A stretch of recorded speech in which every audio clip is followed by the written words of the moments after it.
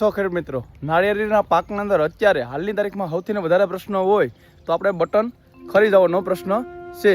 તો હવે ખાસ કરીને ખેડૂત મિત્રો, ઘણા ખરા ખેડૂત મિત્રો એની અંદર ખાતરો નાખે છે, દવાઈઓ નાખે છે.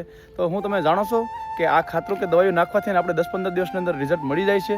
તો ખાસ કરીને ખેડૂત મિત્રો, પહેલાં તો નાળિયેરની અંદર આપણે જે તમે આ પોટો નીકળે ત્યાંથી ને આપણે જે નારિયેળ બનવાનું જે છે એની અંદર 2 મહિનાથી ને 2.5 મહિનાનો ટાઈમ લાગે છે.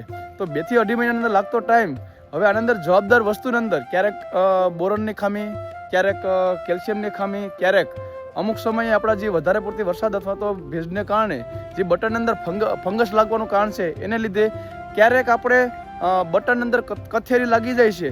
એને લીધે હોય તો જ્યારે નાનું બટન હોય ત્યારે ખરી જાતતું હોય. તમે શરૂઆતની અંદર તમે જોવો તો બટનની અંદર અહીંયા તમે આ જે આપણી પ્રોડક્ટ હોય ઉસકાઈશો, જ્યાંથી તમને ઝીણી જીવાત જોવા મળશે, અથવા તો જ્યારે પોટો નીકળ્યો હોય ત્યારે તમે ઉસકાઈશો ત્યારે હોય તમને જીવાત હાલની તારીખમાં તમને જોવા મળશે.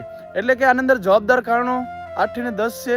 આપણે આની અંદર બીજા ખર્ચા વધારે કરીએ છીએ અને આપણે એવું વિચારીએ છીએ કે ભાઈ આની અંદર મને 15 થી 20 દિવસની અંદર રિઝલ્ટ મળી જશે.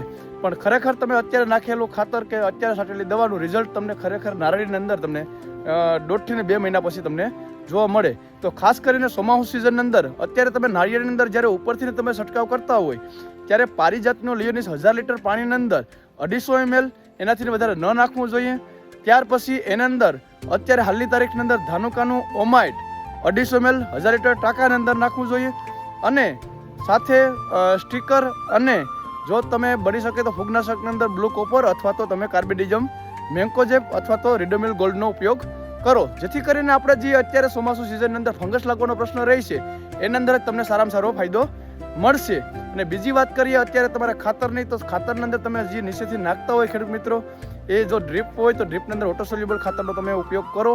અને ઉપરથી છંટકાવ કરતા હોય ત્યારે તમે એફ ફેરીને એફ ફેરી બોરન કેલ્શિયમનો ઉપયોગ કરો, જેથી કરીને આપણે આડેધડ ખાતર કે કોઈ પણ દવાનો ઉપયોગ ન કરીએ અને આપણે વ્યવસ્થિત આપણે પરિણામ મળી રહે અને આપણે વધારે પડતી નુકસાની ના આવે. અસ્તુ. જય હિન્દ, જય ભારત.